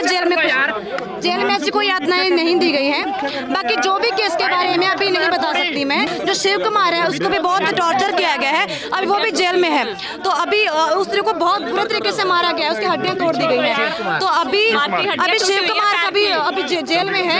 जो किसान खेत में काम कर रहा है उसे बिना पूछे कानून लागू कर दिए जाते हैं। तो हम लोग किसानों के लिए बोल रहे हैं, मजदूरों के लिए बोल रहे हैं कि लेबर कोड जिस तरीके से लेबर कोड आए कि 8 घंटे का टाइम 12 घंटे कर दिए गए। बहुत सारे काले कानून आ रहे हैं जो जनता के हक में नहीं है, जनता के विरोधी कानून है, तो वैसे कानून नहीं आने चाहिए। नवदीप कौर जो कि 12 जनवरी से अरेस्टेड थी, जिसके ऊपर 307 जैसी सारी संगीन धाराएं लगाई गई, लूट सूट की हर तरह की वो धारा लगाई गई। हमें अफसोस है कि एक बेटी के साथ इस तरह का अत्याचार हुआ और हम धन्यवाद भी करते हैं जुडिशरी का, जिस पे हमें पूरा विश्वास है। और आज जज साहब ने उनको तीसरे केस में भी जमानत दी और जमानत देते वक्त उन्होंने कहा है कि बड़ी थिन लाइन होती है प्रोटेस्ट के बीच में, और प्रोटेस्ट को ये बताना कि अग्रेसिव हो गया या तोड़फोड़ होगी, इसके बीच में बड़ी थिन लाइन है। और मैं आज उसकी डिस्कशन नहीं करूंगा, जज साहब ने कहा, लेकिन मैं ये ट्रायल के दौरान देखेंगे। लेकिन इसको नवदीप कौर को तुरंत मैं जमानत देता हूँ। ਬਰਨਾਲਾ 'ਚ ਇੱਕ 22 ਸਾਲਾ ਲੜਕੀ ਨੂੰ 8 ਮਹੀਨੇ ਬੰਧਕ ਬਣਾ ਕੇ ਗੈਂਗਰੇਪ ਕਰਨ ਦਾ ਮਾਮਲਾ ਸਾਹਮਣੇ ਆਇਆ ਹੈ। ਸਿਵਲ ਹਸਪਤਾਲ 'ਚ ਦਾਖਲ ਲੜਕੀ ਨੇ ਆਪਣੀ ਕਿਰਾਏਦਾਰ ਸਮੇਤ 7 ਜਣਿਆਂ ਤੇ ਗੰਭੀਰ ਆਰੋਪ ਲਗਾਏ ਨੇ। ਉਸਨੇ ਮੈਜਿਸਟ੍ਰੇਟ ਨੂੰ ਦਿੱਤੇ ਬਿਆਨਾਂ 'ਚ 3 ਥਾਣੇਦਾਰਾਂ ਤੇ ਧਮਕਾਉਣ ਦੇ ਵੀ ਦੋਸ਼ ਲਗਾਏ ਨੇ। ਇਸ ਉਪਰੰਤ ਤਿੰਨੋਂ ਥਾਣੇਦਾਰਾਂ ਨੂੰ ਸਸਪੈਂਡ ਕਰ ਦਿੱਤਾ ਗਿਆ ਹੈ ਅਤੇ 7 ਜਣਿਆਂ ਖਿਲਾਫ ਪਰਚਾ ਦਰਜ ਕਰਕੇ ਉਹਨਾਂ ਦੀ ਭਾਲ ਆਰੰਭ ਦਿੱਤੀ ਗਈ ਹੈ। ਬਰਨਾਲਾ ਦੀ ਇੱਕ 22 ਸਾਲਾ ਲੜਕੀ ਨੇ ਆਪਣੀ ਕਿਰਾਏਦਾਰ ਔਰਤ ਉੱਤੇ ਉਸ ਨੂੰ 8 ਮਹੀਨੇ ਤੱਕ ਬੰਧਕ ਬਣਾਉਣ ਅਤੇ ਜ਼ਬਰਦਸਤੀ ਰੇਪ ਕਰਵਾਉਣ ਦੇ ਇਲਜ਼ਾਮ ਲਗਾਏ ਨੇ। ਲੜਕੀ ਨੇ ਮੈਜਿਸਟ੍ਰੇਟ ਨੂੰ ਦਿੱਤੇ ਬਿਆਨਾਂ 'ਚ ਕਿਹਾ ਕਿ ਉਸ ਦਾ ਧੱਕੇ ਨਾਲ ਵਿਆਹ ਕਰਕੇ ਬਲਾਤਕਾਰ ਕੀਤਾ ਗਿਆ। ਇਸ ਦੇ ਨਾਲ ਹੀ ਉਸਨੇ 3 ਥਾਣੇਦਾਰਾਂ ਉੱਤੇ ਵੀ ਡਰਾਉਣ ਧਮਕਾਉਣ ਦੇ ਦੋਸ਼ ਲਗਾਏ। ਪੁਲਿਸ ਨੇ ਪੀੜਤ ਲੜਕੀ ਨੂੰ ਬਰਨਾਲਾ ਦੇ ਸਰਕਾਰੀ ਹਸਪਤਾਲ ਵਿੱਚ ਦਾਖਲ ਕਰਵਾਇਆ। ਜੱਜ ਸਾਹਿਬ ਨੇ ਮੇਰੇ ਬਿਆਨ ਲਏ ਸੀ, ਉਹਨਾਂ ਨੂੰ ਮੈਨੂੰ ਬਸ ਇਨਸਾਫ ਚਾਹੀਦਾ। ਜੋ ਕੁਝ ਮੇਰੇ ਨਾਲ ਹੋਇਆ ਹੈਗਾ ਉਹ ਕਿਸੇ ਹੋਰ ਕੁੜੀ ਨਾਲ ਨਹੀਂ ਹੋਣਾ ਚਾਹੀਦਾ ਗਾ, ਤੇ ਸਾਨੂੰ ਸਰ ਪ੍ਰੋਟੈਕਸ਼ਨ ਵੀ ਦਿੱਤੀ ਜਾਵੇ ਤਾਂ ਕਿ ਜੋ ਕਹਿੰਦੇ ਕੱਲ ਨੂੰ ਕੋਈ ਵੀ ਖਤਰਾ ਮੰਡਰਾਉਂਦਾ ਮੇਰੇ ਤੇ, ਮੇਰੇ ਭਰਾਵਾਂ ਤੇ, ਮੇਰੀ ਮੰਮੀ ਤੇ ਜਾਂ ਸਾਡੀ ਫੈਮਿਲੀ 'ਚ ਕਿਸੇ ਤੇ ਵੀ, ਤਾਂ ਇਹ ਸਾਰੇ ਦੋਸ਼ੀ ਜ਼ਿੰਮੇਵਾਰ ਹੋਣਗੇ ਕਿਉਂਕਿ ਇਹਨਾਂ ਨੇ ਇੰਨਾ ਵੱਡਾ ਕ੍ਰਾਈਮ ਕੀਤਾ ਹੈਗਾ। ਸਰ ਮੈਂ B.Com ਕੀਤੀ ਹੋਈ ਹੈ ਤੇ ਮੈਂ ਆਈਲੈਟਸ ਕਰਦੀ ਪਈ ਸੀਗੀ। ਸਾਰਿਆਂ ਨੂੰ ਉਮਰ ਕੈਦ ਦੀ ਸਜ਼ਾ ਤੇ ਕੀ ਸਖਤ ਸਜ਼ਾ ਦਿੱਤੀ ਜਾਣੀ ਚਾਹੀਦੀ ਉਹਨਾਂ ਨੂੰ, ਉਹਨਾਂ ਨੇ, ਤਾਂ ਕਿ ਜੋ ਮੇਰੇ ਨਾਲ ਏਦਾਂ ਕੀਤਾ ਤਾਂ ਜੋ ਕਿਸੇ ਹੋਰ ਦੀ ਕੁੜੀ ਧੀ ਭੈਣ ਨਾਲ ਨਾ ਕਰਨ। ਉਹਨਾਂ ਨੇ ਏਦਾਂ ਨਹੀਂ ਸੋਚਿਆ ਵੀ ਇਹ ਵੀ ਕਿਸੇ ਦੀ ਕੁੜੀ ਹੈਗੀ, ਕਿਸੇ ਦੀ ਧੀ ਹੈ, ਕਿਸੇ ਦੀ ਭੈਣ ਹੈਗੀ। ਉੱਥੇ ਬਹੁਤ ਜਾਣੇ ਸੀ, 20-25 ਜਾਣੇ ਸੀਗੇ। ਮੈਨੂੰ ਅੱਧਿਆਂ ਦੇ ਨਾਮ ਯਾਦ ਸੀਗੇ ਜਿਨ੍ਹਾਂ ਦੇ ਮੈਂ ਦੱਸ ਚੁੱਕੀ ਹਾਂ, ਤੇ ਅੱਧੇ ਅਣਪਛਾਤੇ ਜਿਨ੍ਹਾਂ ਨੂੰ ਕਿਸੇ ਨੂੰ ਪਹਿਚਾਣ ਵੀ ਸਕਦੀ ਹੈਗੀ। ਹਾਂਜੀ, ਪੁਲਿਸ ਇਹਨਾਂ ਨੇ ਮੈਨੂੰ ਕਹਿੰਦੇ ਜਿਹੜੇ ਮੇਰੇ 28 ਤਰੀਕ ਨੂੰ ਬਿਆਨ ਹੋਏ ਸੀਗੇ, ਉਹ ਇਹਨਾਂ ਨੇ ਪੁਲਿਸ ਕਰਮਜੀਤ ਨੇ ਮੇਰੇ ਕੰਨ ਤੇ ਰਿਵੋਲਵਰ ਰੱਖ ਕੇ ਮੈਨੂੰ ਕਹਿੰਦਾ ਕੁੜੀਏ ਜਿਵੇਂ ਅਸੀਂ ਤੈਨੂੰ ਕਵਾਂਗੇ ਤੈਨੂੰ ਉਵੇਂ ਬਿਆਨ ਦੇਣਾ, ਜੇ ਤੈਨੂੰ ਉਵੇਂ ਬਿਆਨ ਨਾ ਦਿੱਤੇ ਤਾਂ ਤੇਰੇ ਭਰਾਵਾਂ ਨੂੰ ਮਾਰ ਦਾਂਗੇ, ਉਹਨਾਂ ਦਾ ਝੂਠਾ ਪਰਚਾ ਪਾ ਦਾਂਗੇ। ਬਰਨਾਲਾ ਦੇ ਡੀਐਸਪੀ ਲਖਵੀਰ ਸਿੰਘ ਟਿਵਾਣਾ ਨੇ ਦੱਸਿਆ ਕਿ ਇਸ ਸਾਰੇ ਮਾਮਲੇ ਵਿੱਚ 10 ਜੁਲਾਈ 2020 ਨੂੰ ਮਾਮਲਾ ਦਰਜ ਕੀਤਾ ਗਿਆ ਸੀ, ਜਿਸ ਵਿੱਚ ਪੀੜਤਾ ਦੀ ਮਾਤਾ ਨੇ ਕਿਰਾਏਦਾਰ ਔਰਤ ਉੱਤੇ ਉਹਨਾਂ ਦੀ ਲੜਕੀ ਨੂੰ ਅਗਵਾ ਕਰਨ ਦੇ ਦੋਸ਼ ਲਗਾਏ ਸੀ। ਇਸ ਉਪਰੰਤ ਜਾਂਚ ਦੌਰਾਨ 28 ਜੁਲਾਈ 2020 ਨੂੰ ਲੜਕੀ ਨੇ ਮੈਜਿਸਟ੍ਰੇਟ ਕੋਲ ਬਿਆਨ ਦਰਜ ਕਰਵਾਏ ਕਿ ਉਹ ਬਾਲਗ ਹੈ ਅਤੇ ਉਹ ਆਪਣੀ ਮਰਜ਼ੀ ਨਾਲ ਵਿਆਹ ਕਰਵਾ ਕੇ ਰਹਿਣਾ ਚਾਹੁੰਦੀ ਹੈ। ਹੁਣ ਪੀੜਤਾ ਨੇ ਆਪਣਾ ਬਿਆਨ ਬਦਲ ਲਿਆ ਅਤੇ ਕਿਹਾ ਕਿ 3 ਥਾਣੇਦਾਰਾਂ ਦੇ ਧਮਕਾਉਣ ਉੱਤੇ ਉਸਨੇ ਗਲਤ ਬਿਆਨ ਦਿੱਤੇ ਸਨ। ਹੁਣ 3 ਥਾਣੇਦਾਰਾਂ ਨੂੰ ਸਸਪੈਂਡ ਕਰਕੇ ਅਗਲੇਰੀ ਕਾਰਵਾਈ ਕੀਤੀ ਜਾ ਰਹੀ ਹੈ। ਦੁਬਾਰਾ ਇਹਨੇ ਬੜੇ ਸੀਰੀਅਸ ਐਲੀਗੇਸ਼ਨ ਲਾਏ ਨੇ ਵੀ ਮੇਰੇ ਧੱਕੇ ਨਾਲ ਵਿਆਹ ਕੀਤਾ, ਮੇਰੇ ਨਾਲ ਇਹਨਾਂ ਬੰਦਿਆਂ ਨੇ ਫਿਜ਼ੀਕਲ ਮੇਰੀ ਮਰਜ਼ੀ ਤੋਂ ਬਗੈਰ ਸੰਬੰਧ ਬਣਾਏ ਨੇ। ਫਿਰ SSP ਸਾਹਿਬ ਤੋਂ ਧਿਆਨ 'ਚ ਲੈਂਦਾ ਵੀ ਇਹਨੇ ਇੱਦਾਂ ਦਾ ਕਰਕੇ ਹੁਣ ਦੁਬਾਰਾ ਕਿਹਾ ਹੈਗਾ। ਅਤੇ ਕੁਛ ਪੁਲਿਸ ਮੁਲਾਜ਼ਮਾਂ 'ਤੇ ਵੀ ਜਿਹੜਾ ਮੈਂ ਪਹਿਲਾਂ ਬਿਆਨ ਦਿੱਤਾ ਸੀ ਉਹ ਮੈਂ ਤਾਂ 3 ਥਾਣੇਦਾਰਾਂ ਨੇ ਮੈਨੂੰ ਥ੍ਰੈਟ ਕੀਤਾ ਸੀਗਾ ਵੀ ਅਸੀਂ ਤੇਰੇ ਘਰਦਿਆਂ 'ਤੇ ਝੂਠੇ ਪਰਚੇ ਦਰਜ ਕਰ ਦਾਂਗੇ। ਅਤੇ ਮੈਂ ਉਸ ਡਰ ਦੇ ਵਿੱਚ ਪਹਿਲਾਂ ਬਿਆਨ ਦਿੱਤਾ ਸੀਗਾ, ਪਰ ਮੇਰੇ ਨਾਲ ਧੱਕਾ ਹੋਇਆ, ਮੈਨੂੰ ਰੇਪ ਵੀ ਹੋਇਆ ਮੇਰਾ, ਅਤੇ ਮੇਰਾ ਮੈਰਿਜ ਵੀ ਧੱਕੇ ਨਾਲ ਕੀਤੀ ਹੈ। ਉਸ ਤੋਂ ਬਾਅਦ ਅਸੀਂ ਫਿਰ 376D 328 ਅਤੇ 506 ਵਗੈਰਾ ਦਾ 366 ਦਾ ਵਾਧਾ ਕਰਕੇ ਤਫਤੀਸ਼ ਮੁੜ ਚਾਲੂ ਕਰ ਲਈ ਹੈ। ਉਹਦੇ ਵਿੱਚ ਇਹਨੇ 7 ਬੰਦੇ ਲਿਖਾਏ ਨੇ। ਉਹ 7 ਬੰਦਿਆਂ ਨੂੰ ਅਸੀਂ ਅਰੈਸਟ ਕਰਾਂਗੇ ਅਤੇ ਸਾਡੀਆਂ ਰੀਡਿੰਗ ਪਾਰਟੀਆਂ ਸਾਡੀ ਕਾਉਂਟਿੰਗ ਹੋਊਗੀ। ਇਹ ਜਦੋਂ ਵਿਕਟਮ ਦਾ ਸਾਡੇ ਕੋਲ ਬਿਆਨ ਆਇਆ, ਮੈਂ SSP ਸਾਹਿਬ ਨੂੰ ਦੱਸਿਆ ਤੁਰੰਤ ਵੀ ਆਹ 3 ਮੁਲਾਜ਼ਮਾਂ ਦੇ ਨੇ ਕਿਹਾ ਵੀ ਇਹਨੇ ਜਿਹੜਾ ਮੇਰਾ ਪਹਿਲਾ ਬਿਆਨ ਸੀ ਉਹ ਇਹਨਾਂ ਨੇ ਥ੍ਰੈਟ ਕਰਕੇ ਲਿਖਾਇਆ ਹੈਗਾ। ਅਤੇ ਅਸੀਂ ਤੁਰੰਤ SSP ਸਾਹਿਬ ਨੇ ਕਾਰਵਾਈ ਕਰਦੇ ਹੋ ਕੱਲ੍ਹ ਹੀ ਤੁਹਾਨੂੰ ਜਿਵੇਂ ਪਤਾ ਹੈਗਾ ਉਹਨਾਂ 3 ਨੂੰ ਸਸਪੈਂਡ ਕਰ ਦਿੱਤਾ ਗਿਆ ਸੀਗਾ। ਦੱਸ ਦਈਏ ਕਿ ਪੁਲਿਸ ਵੱਲੋਂ ਹੁਣ ਤੱਕ ਇਸ ਮਾਮਲੇ ਵਿੱਚ 2 ਔਰਤਾਂ ਸਮੇਤ ਕੁੱਲ 7 ਲੋਕਾਂ ਉੱਤੇ ਪਰਚਾ ਦਰਜ ਕੀਤਾ ਗਿਆ ਹੈ, ਪਰ ਅਜੇ ਤੱਕ ਕਿਸੇ ਦੀ ਗ੍ਰਿਫਤਾਰੀ ਨਹੀਂ ਹੋ ਸਕੀ। ਅੰਮ੍ਰਿਤਸਰ ਦੇ ਮਹਿਤਾ ਚੌਕ ਇਲਾਕੇ 'ਚ ਇੱਕ ਘਰ ਅੰਦਰੋਂ 3 ਲਾਸ਼ਾਂ ਮਿਲਣ ਨਾਲ ਸਨਸਨੀ ਫੈਲ ਗਈ। ਸ਼ੱਕ ਜਤਾਇਆ ਜਾ ਰਿਹਾ ਹੈ ਕਿ ਪਰਿਵਾਰ ਦੇ ਮੁਖੀ ਮਹਿੰਦਰਪਾਲ ਸਿੰਘ ਨੇ ਆਪਣੀ ਪਤਨੀ ਰੇਨੂ ਤੇ ਧੀ ਖੁਸ਼ੀ ਨੂੰ ਕਤਲ ਕਰਨ ਉਪਰੰਤ ਖੁਦਕੁਸ਼ੀ ਕਰ ਲਈ। ਗੁਆਂਢੀਆਂ ਮੁਤਾਬਕ ਘਰੇਲੂ ਕਲੇਸ਼ ਕਾਰਨ ਇਹ ਘਟਨਾ ਵਾਪਰੀ ਹੋ ਸਕਦੀ ਹੈ। ਪੁਲਿਸ ਨੇ 3 ਲਾਸ਼ਾਂ ਨੂੰ ਆਪਣੇ ਕਬਜ਼ੇ 'ਚ ਲੈਣ ਉਪਰੰਤ ਜਾਂਚ ਆਰੰਭ ਦਿੱਤੀ ਹੈ। ਮ੍ਰਿਤਕ ਮਹਿੰਦਰਪਾਲ ਸਿੰਘ ਖੇਤੀਬਾੜੀ ਮਹਿਕਮੇ 'ਚ ਮੁਲਾਜ਼ਮ ਸੀ ਤੇ ਉੱਤਰ ਪ੍ਰਦੇਸ਼ ਦਾ ਰਹਿਣ ਵਾਲਾ ਸੀ। ਅੰਮ੍ਰਿਤਸਰ ਦੇ ਮਹਿਤਾ ਚੌਕ ਇਲਾਕੇ ਵਿੱਚ ਇੱਕ ਵਿਅਕਤੀ ਵੱਲੋਂ ਪਤਨੀ ਤੇ ਬੇਟੀ ਦੀ ਹੱਤਿਆ ਤੋਂ ਬਾਅਦ ਖੁਦਕੁਸ਼ੀ ਕਰ ਲੈਣ ਦਾ ਸਮਾਚਾਰ ਪ੍ਰਾਪਤ ਹੋਇਆ ਹੈ। ਜਾਣਕਾਰੀ ਅਨੁਸਾਰ ਮਹਿੰਦਰਪਾਲ ਸਿੰਘ, ਜੋ ਪ੍ਰਤਾਪਗੜ੍ਹ ਉੱਤਰ ਪ੍ਰਦੇਸ਼ ਦਾ ਰਹਿਣ ਵਾਲਾ ਸੀ ਅਤੇ ਪਿਛਲੇ ਬਹੁਤ ਲੰਬੇ ਸਮੇਂ ਤੋਂ ਮਹਿਤਾ ਚੌਕ ਨੇੜੇ ਇੱਕ ਕਲੋਨੀ ਵਿੱਚ ਰਹਿੰਦਾ ਸੀ, ਨੇ ਘਰ ਦੇ ਚੁਬਾਰੇ 'ਚ ਪਹਿਲਾਂ ਆਪਣੀ ਪਤਨੀ ਰੇਨੂ ਰਾਣੀ ਦੇ ਸਿਰ 'ਚ ਕੋਈ ਭਾਰੀ ਚੀਜ਼ ਮਾਰ ਕੇ ਕਤਲ ਕਰ ਦਿੱਤਾ ਅਤੇ ਬਾਅਦ 'ਚ ਹੇਠਾਂ ਉਤਰ ਕੇ ਆਪਣੀ 8 ਸਾਲਾ ਧੀ ਖੁਸ਼ੀ ਦਾ ਗਲਾ ਘੁੱਟ ਕੇ ਉਸ ਨੂੰ ਵੀ ਮੌਤ ਦੇ ਘਾਟ ਉਤਾਰ ਦਿੱਤਾ। ਇਸ ਤੋਂ ਬਾਅਦ ਉਸਨੇ ਆਪ ਵੀ ਛੱਤ ਵਾਲੇ ਪੱਖੇ ਨਾਲ ਫਾਹਾ ਲੈ ਕੇ ਖੁਦਕੁਸ਼ੀ ਕਰ ਲਈ। ਘਟਨਾ ਦਾ ਉਸ ਵੇਲੇ ਪਤਾ ਲੱਗਾ ਜਦੋਂ ਉਹਨਾਂ ਦੇ ਘਰ ਗੁਆਂਢੀ ਆਇਆ ਤੇ ਵਾਰ-ਵਾਰ ਦਰਵਾਜ਼ਾ ਖੜਕਾਉਣ ਤੇ ਵੀ ਆਵਾਜ਼ ਨਾ ਆਈ, ਜਿਸ ਤੋਂ ਬਾਅਦ ਗੁਆਂਢੀਆਂ ਨੇ ਥਾਣੇ ਨੂੰ ਸੂਚਨਾ ਦਿੱਤੀ। ਪੁਲਿਸ ਮੁਲਾਜ਼ਮਾਂ ਨੇ ਜਦੋਂ ਦਰਵਾਜ਼ਾ ਖੋਲ੍ਹਿਆ ਤਾਂ ਮਾਂ ਧੀ ਦੀ ਲਾਸ਼ ਤੋਂ ਇਲਾਵਾ ਘਰ ਦੇ ਮੁਖੀ ਦੀ ਲਾਸ਼ ਪੱਖੇ ਨਾਲ ਲਟਕਦੀ ਮਿਲੀ। ਪੁਲਿਸ ਇਸ ਪੂਰੇ ਮਾਮਲੇ ਦੀ ਜਾਂਚ ਕਰ ਰਹੀ ਹੈ। ਸਰ, ਮੈਂ ਟਿੱਕੀਆਂ ਦੀ ਰੇਹੜੀ ਲਾਉਣਾ ਵਾ ਜੀ। ਸਰ, ਮੈਂ ਮੇਰੀ ਭੱਠੀ ਹੈ ਜੀ, ਮੈਂ ਬਾਹਰ ਚਟਨੀ ਬਣਾ ਰਿਹਾ। ਇੱਥੇ ਮਿਸਤਰੀ ਆਏ, ਉਹਨਾਂ ਦਾ ਸਮਾਨ ਲੈਣ ਵਾਸਤੇ ਆਏ ਆ। ਉਹ ਬੂਹਾ ਜ਼ੋਰ ਨਾਲ ਭੰਨ ਰਹੇ, ਇਹਨਾਂ ਨੇ ਬੂਹਾ ਨਹੀਂ ਖੋਲ੍ਹਿਆ। ਮੈਨੂੰ ਆਂਦੇ ਵੀ ਕੋਠੇ ਥਾਣੀ ਤੁਸੀਂ ਆਵਾਜ਼ ਦਿਓ, ਤੁਹਾਡੇ ਗੁਆਂਢੀ ਆ। ਮੈਂ ਆਵਾਜ਼ ਦੇ ਦਿੱਤਾ। ਬਿਮਰ ਸਾਹਿਬ ਆਏ, ਉਹਨਾਂ ਨੇ ਵੀ ਬੂਹਾ ਖੜਕਾਇਆ ਵਾ, ਬੂਹਾ ਨਹੀਂ ਖੋਲ੍ਹਿਆ ਗਿਆ। ਮੁੜ ਕੇ ਉਹਨਾਂ ਨੇ ਸਰਪੰਚ ਸਾਹਿਬ ਨੂੰ ਫੋਨ ਕੀਤਾ। ਹਾਂਜੀ, ਸਰਪੰਚ ਸਾਹਿਬ ਨੂੰ ਵੀ ਉਹਨਾਂ ਨੇ ਕਿਹਾ ਵੀ ਮੈਂ 2 ਮੁਲਾਜ਼ਮ ਖਲੋਣਾ। ਅੱਧੇ ਘੰਟੇ ਬਾਅਦ ਮੁਲਾਜ਼ਮ 2 ਆਏ ਆ ਜੀ। ਮੈਨੂੰ ਫਿਰ ਕੋਠੇ ਦੇ ਉਹਨਾਂ ਨੇ ਕਿਹਾ ਚੜ੍ਹ ਕੇ ਦਰਵਾਜ਼ਾ ਖੋਲ੍ਹੋ। ਅਸੀਂ ਵੇਖਿਆ ਜੀ, ਉਹ ਅੰਦਰ ਲਮਕੇ ਪਏ ਆ ਜੀ। ਉਹਦੀ ਘਰ ਦੀ ਕੋਠੇ ਤੇ ਪਈ ਆ ਜੀ, ਆਪ ਥੱਲੇ ਲਮਕਿਆ ਪਿਆ। ਤੇ ਕੀ ਲੱਗਦਾ ਕਿ ਤੁਹਾਨੂੰ ਕਿਸ ਕਾਰਨ ਹੋਇਆ ਹੋਗਾ? ਸਰ ਜੀ, ਇਹਨਾਂ ਦਾ ਮੇਰੇ ਦੋਵਾਂ ਦਾ ਆਪਸ ਵਿੱਚ ਫਿਰ ਝਗੜਾ ਹੋ ਜਾਂਦਾ। ਕੀ ਝਗੜੇ ਦਾ ਕੋਈ ਕਾਰਨ ਪਤਾ? ਕਾਰਨ ਦਾ ਸਾਨੂੰ ਨਹੀਂ ਹੈ ਜੀ, ਇੱਕ ਦੂਜੇ ਦੇ ਘਰ ਨਹੀਂ ਹੈ। ਪਹਿਲਾਂ ਵੀ ਕਰੀ ਝਗੜਾ? ਹਾਂਜੀ, ਪਹਿਲਾਂ ਵੀ ਆਇਆ ਕਰੀ ਝਗੜਾ। ਇਸ ਤੋਂ 1.5 ਸਾਲ ਪਹਿਲਾਂ ਹੋਇਆ ਸੀ। ਫਿਰ ਪੰਚਾਇਤ ਨੇ ਰਾਜੀਨਾਮਾ ਕੀਤਾ। ਮੀਆਂ ਬੀਬੀ ਹਸਬੈਂਡ ਵਾਈਫ, ਇੱਕ ਉਹਨਾਂ ਦੀ ਛੋਟੀ ਬੱਚੀ ਆ ਕੋਈ 6-7 ਸਾਲ ਦੀ, ਉਹ ਇੱਥੇ ਰਹਿ ਰਹੇ ਸਨ। ਜਿਹੜਾ ਉਹਦਾ ਹਸਬੈਂਡ ਸੀਗਾ, ਉਹ ਮੇਰੇ ਖਿਆਲ ਜੋ ਪਤਾ ਲੱਗਿਆ ਕਿ ਉਹ 4th ਕਲਾਸ ਹੈਗਾ, ਕਿਸੇ ਖੇਤੀਬਾੜੀ ਮਹਿਕਮੇ 'ਚ ਕੰਮ ਕਰਦਾ। ਤੋਂ ਵਾਈਫ ਦੀ ਜਿਹੜੀ ਹੈਗੀ ਆ, ਉਹ ਸਿਰ 'ਚ ਸੱਟ ਲੱਗੀ ਆ ਮੂੰਗਲੇ ਦੇ ਨਾਲ, ਔਰ ਬੱਚੀ ਵੀ ਜਿਹੜੀ ਹੈ ਉਹਦਾ ਵੀ ਗਲਾ ਘੁੱਟਿਆ ਗਿਆ ਲੱਗਦਾ। ਔਰ ਜਿਹੜੀ ਆਪ ਵੀ ਜਿਹੜੀ ਉਹਨੇ ਫਾਹ ਲੈ ਕੇ ਆਪਣੇ ਆਪ ਨੂੰ ਜਿਹੜਾ ਖਤਮ ਕਰ ਲਿਆ।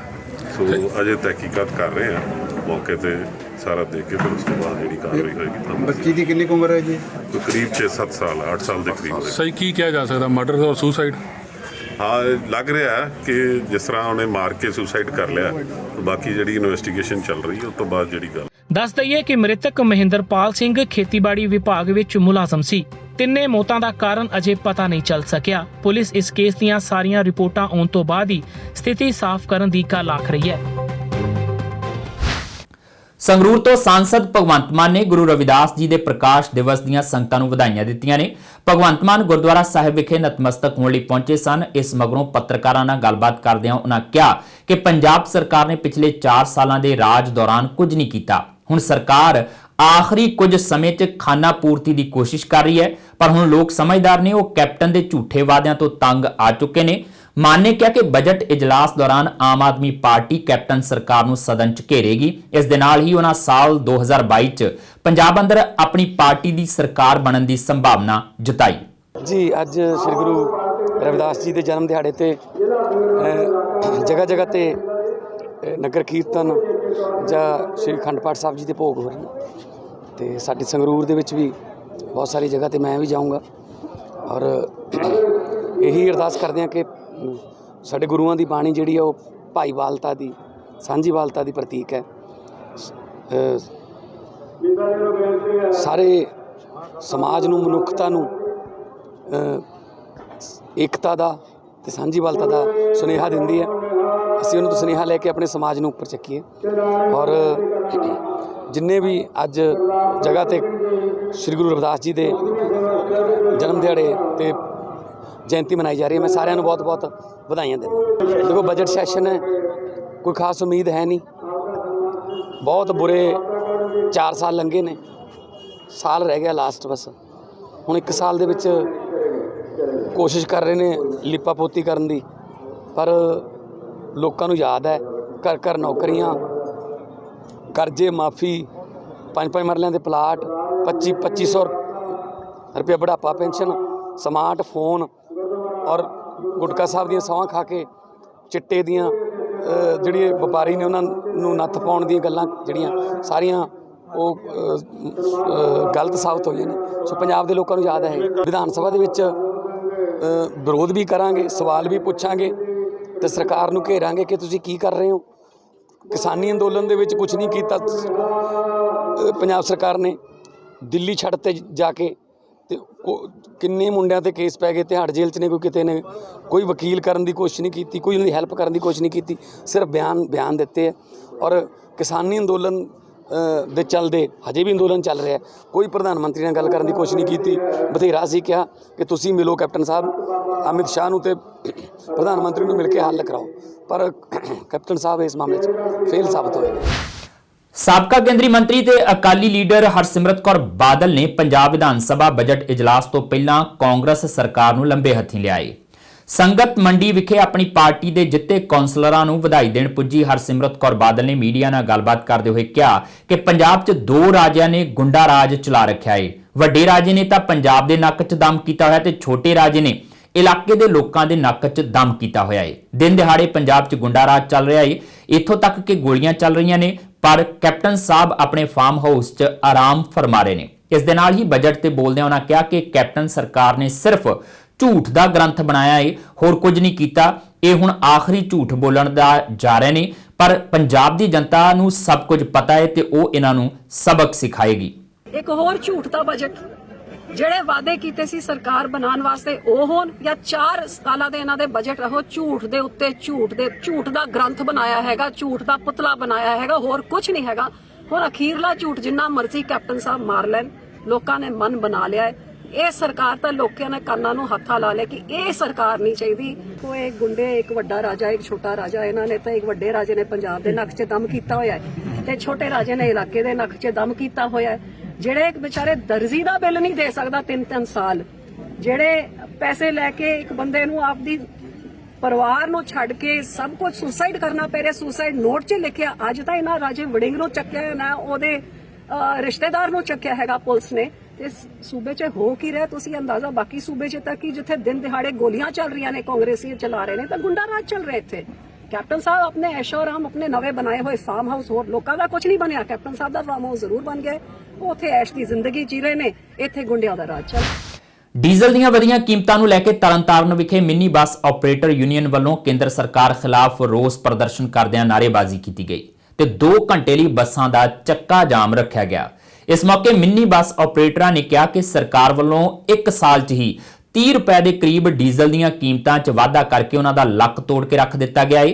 ਸਵਾਰੀਆਂ ਘੱਟ ਹੋਣ ਕਾਰਨ ਉਹਨਾਂ ਦੇ ਤੇਲ ਦੇ ਪੈਸੇ ਤੱਕ ਪੂਰੇ ਨਹੀਂ ਹੁੰਦੇ। ਬੱਸ ਆਪਰੇਟਰਾਂ ਨੇ ਕਿਹਾ ਕਿ ਅਗਰ ਪੈਟਰੋਲ ਡੀਜ਼ਲ ਦੀਆਂ ਕੀਮਤਾਂ 'ਚ ਵਾਧਾ ਇਸੇ ਤਰ੍ਹਾਂ ਜਾਰੀ ਰਿਹਾ ਤਾਂ ਉਹ ਬੱਸਾਂ ਬੰਦ ਕਰਨ ਨੂੰ ਮਜਬੂਰ ਹੋਣਗੇ। ਦਿੱਕਤਾਂ ਇਹ ਆ ਵੀ 30-35 ਰੁਪਏ ਡੀਜ਼ਲ ਮਹਿੰਗਾ ਹੋ ਗਿਆ ਸਾਲ ਦੇ ਵਿੱਚ, ਤੇ ਅਸੀਂ ਜਿਹੜਾ 12-13-1400 ਰੁਪਇਆ ਇਹ ਸਾਨੂੰ ਜਿਹੜੀ ਬਚਤ ਹੁੰਦੀ 10,000-1200 ਉਹ ਸਾਡੀ ਵਿੱਚ ਪੈ ਗਈ ਆ। ਅਸੀਂ ਰੋਜ਼ਾਨਾ ਹਰ ਮਿੰਨੀ ਬੱਸ 40-45 ਲੀਟਰ ਤੇਲ ਬਾਲਦੇ ਆ, ਤੇ ਜਿਹੜੇ 40-45 ਨੂੰ ਤੁਸੀਂ ਗੁਣਾ ਕਰ ਲਓ 30 ਦੇ ਵੀ 12-1300 ਰੁਪਇਆ ਡੀਜ਼ਲ ਮਹਿੰਗਾ ਹੋ ਗਿਆ ਵਾ। ਤੇ ਅਸੀਂ ਕੀ ਬਚਤ ਘਰ ਖੜਨੀ ਆ? ਅਸੀਂ ਆਪਣੇ ਬੱਚੇ ਕਾਹਨਾ ਪਾਲਣੇ ਆ? ਅਸੀਂ ਤੇ ਭੁੱਖੇ ਮਰਨ ਡਏ ਆ ਹਵਲੇ। ਸਾਡਾ ਬੁਰਾ ਹਾਲ ਆ ਜੇ ਉਹਦੇ ਕਰਕੇ ਅਸੀਂ 2 ਘੰਟੇ ਅਸੀਂ ਬੱਸਾਂ ਬੰਦ ਕੀਤੀਆਂ। ਜੇ ਇਦਾਂ ਰਿਹਾ ਤੇ ਕੋਈ ਦਿਨ ਦੂਰ ਨਹੀਂ ਜਿੱਦਣ ਬੱਸਾਂ ਸਾਰੀਆਂ ਬੰਦ ਹੋ ਗਏ ਖੜ ਜਾਣਗੀਆਂ ਤੇ ਜੋ ਡਰਾਈਵਰ ਕਨੈਕਟਰ ਜੋ ਸਾਡੇ ਤੋਂ ਪਾਲਣ ਡਏ ਆ ਸਾਰੇ ਭੁੱਖੇ ਮਰ ਜਾਣਗੇ ਤੇ ਹਾਲ ਹਨੇਰਾ ਵੱਜੂਗਾ ਤੇ ਭੁੱਖੇ ਮਰਨਗੇ ਸਾਰੇ। ਤਰਨਤਾਰਨ ਦੇ ਪਿੰਡ ਪੱਖੋਕੇ ਵਿਖੇ ਸ਼ਰਾਬ ਪੀ ਕੇ ਹੋਏ ਮਾਮੂਲੀ ਝਗੜੇ ਦੌਰਾਨ ਇੱਕ ਦੋਸਤ ਵੱਲੋਂ ਦੂਸਰੇ ਦੋਸਤ ਨੂੰ ਕਿਰਚ ਮਾਰ ਕੇ ਕਤਲ ਕਰਨ ਦਾ ਮਾਮਲਾ ਸਾਹਮਣੇ ਆਇਆ ਹੈ। ਮਰਨ ਵਾਲੇ ਦੀ ਪਹਿਚਾਣ ਮਨਪ੍ਰੀਤ ਸਿੰਘ ਵਾਸੀ ਪੱਖੋਕੇ ਵਜੋਂ ਹੋਈ ਹੈ। ਮ੍ਰਿਤਕ ਦੇ ਰਿਸ਼ਤੇਦਾਰਾਂ ਨੇ ਦੱਸਿਆ ਕਿ ਮਨਪ੍ਰੀਤ ਦੀ ਦੋਸਤੀ ਪਿੰਡ ਸ਼ੇਖ ਫੱਤਾ ਨਿਵਾਸੀ ਮਨਦੀਪ ਸਿੰਘ ਨਾਲ ਸੀ ਤੇ ਦੋਨੋਂ ਨਸ਼ੇ ਦੀ ਹਾਲਤ 'ਚ ਝਗੜ ਪਏ, ਜਿਸ ਤੇ ਮਨਦੀਪ ਨੇ ਮਨਪ੍ਰੀਤ ਦੇ ਕਿਰਚ ਮਾਰ ਕੇ ਹਮਲਾ ਕਰ ਦਿੱਤਾ ਤੇ ਉਸ ਦੀ ਮੌਤ ਹੋ ਗਈ। ਪੁਲਿਸ ਨੇ ਦੋਸ਼ੀ ਮਨਦੀਪ ਸਿੰਘ ਨੂੰ ਮੌਕੇ ਤੋਂ ਕਾਬੂ ਕਰ ਉਸ ਖਿਲਾਫ ਮਾਮਲਾ ਦਰਜ ਕਰਕੇ ਕਾਨੂੰਨੀ ਕਾਰਵਾਈ ਆਰੰਭ ਦਿੱਤੀ ਹੈ। ਨਹਿਰ ਤੇ ਉਹ ਜਿਹੜਾ ਬਾਹਰ ਕਿਤੇ ਗਿਆ ਸੀ ਉੱਥੇ ਕਿਤੇ ਦੋਵੇਂ ਮੁੰਡੇ ਝਗੜ ਪਏ ਆ। ਇੱਕ ਜ਼ਿਮੀਂਦਾਰਾਂ ਦਾ ਮੁੰਡਾ ਸੀ ਪਿੰਡ ਰੱਖ ਸ਼ੇਖਪਤੇ ਦਾ ਤੇ ਇੱਕ ਮਨਪ੍ਰੀਤ, ਦੋਨੇ ਹੀ। ਉਹਦਾ ਨਾਂ ਹੈਗਾ ਵਾ ਮਨਦੀਪ, ਇਹਦਾ ਨਾਂ ਹੈਗਾ ਵਾ ਮਨਪ੍ਰੀਤ। ਉਹ ਬਲਬੀਰ ਸਿੰਘ ਦਾ ਮੁੰਡਾ ਸ਼ੇਖਪਤੇ ਦਾ, ਇਹ ਪੱਖੋਕੇ ਦਾ, ਇਹ ਮਜ਼੍ਹਬੀ ਸਿੱਖਾਂ ਦਾ ਮੁੰਡਾ ਵਾ। ਉਹ ਜਿਹੜਾ ਵਾ ਉਹ ਜੱਟਾਂ ਦਾ ਮੁੰਡਾ ਵਾ। ਉਹ ਜੱਟਾਂ ਦੇ ਮੁੰਡੇ ਨੇ ਜਿਹੜਾ ਵਾ ਉਹ ਮਜ਼੍ਹਬੀ ਸਿੱਖਾਂ ਦੇ ਮੁੰਡੇ ਦੇ ਇਹਦੇ ਪੱਖੋਕੇ ਵਾਲੇ ਦੇ ਚਾਕੂ ਮਾਰਿਆ ਖੱਬੀ ਕੱਛ ਦੇ ਥੱਲੇ ਤੇ ਉਹਦੀ ਡੈਥ ਹੋ ਗਈ। 2 ਜਣੇ ਸੀ ਆਪਸ ਵਿੱਚ, ਦੋਸਤ ਸੀ। ਦੋਨਾਂ ਜਣਿਆਂ ਦੀ ਆਪਸ ਵਿੱਚ ਕੁਛ ਇਹਨਾਂ ਦਾਰੂ ਵਗੈਰਾ ਪੀਤੀ ਸੀ, ਜਿਹਦਾ ਕਰਕੇ ਇਹਨਾਂ ਦੀ ਆਪਸ ਵਿੱਚ ਲੜਾਈ ਹੋਈ ਆ। ਜਦੋਂ ਲੜਾਈ ਹੋਈ ਆ ਤਾਂ ਦੋਨੇ ਜਣੇ ਆਪਸ ਵਿੱਚ ਗੁੱਤਮ ਗੁੱਥਾ ਹੁੰਦਿਆਂ ਇਹਦੇ ਜਿਹੜਾ ਵਾ ਉਹਦੇ ਲੜਨ ਦੇ ਕਾਰਨ ਉਹਦੀ ਵੱਖੀ ਦੇ ਵਿੱਚ ਜਿਹੜੀ ਆ ਕਿਰਚ ਜਿਹੜਾ ਹੈਗਾ accused Mandeep Singh son of Balbir Singh ਰੱਖ ਸ਼ੇਖ ਫਤਿਹ ਨੇ ਉਹਦੇ ਮਾਰਤੀ ਹੈ, ਜਿਹਦੀ ਕਿ ਮੌਕੇ 'ਤੇ ਡੈਥ ਹੋ ਗਈ ਹੈ। ਜਦੋਂ ਉਹਨੂੰ ਹਸਪੀਟਲ ਲੈ ਕੇ ਚੱਲੇ ਸੀ ਬਟ ਉਹਦੀ ਡੈਥ ਹੋ ਗਈ ਆ। ਉਹਦੀ FIR ਦਰਜ ਕਰ ਦਿੱਤੀ ਗਈ ਹੈ ਤੇ ਅੱਗੇ ਅਕਿਊਜ਼ਡ ਫੜ ਲਿਆ ਵਾ। ਹੁਣ ਉਹਦੀ ਕੋਰਟ 'ਚ ਪੇਸ਼ ਕਰਕੇ ਉਹਦਾ ਰਿਮਾਂਡ ਹਾਸਲ ਕਰਕੇ ਤੇ ਰਿਕਵਰੀ ਕੀਤੀ ਜਾਊਗੀ। ਇਹ ਸਨ ਹੁਣ ਤੱਕ ਦੀਆਂ ਖਬਰਾਂ ਤੇ ਜਾਂਦੇ ਜਾਂਦੇ ਇੱਕ ਵਾਰ ਫਿਰ ਨਜ਼ਰ ਪਾਉਂਦੇ ਹਾਂ ਮੁੱਖ ਖਬਰਾਂ ਤੇ।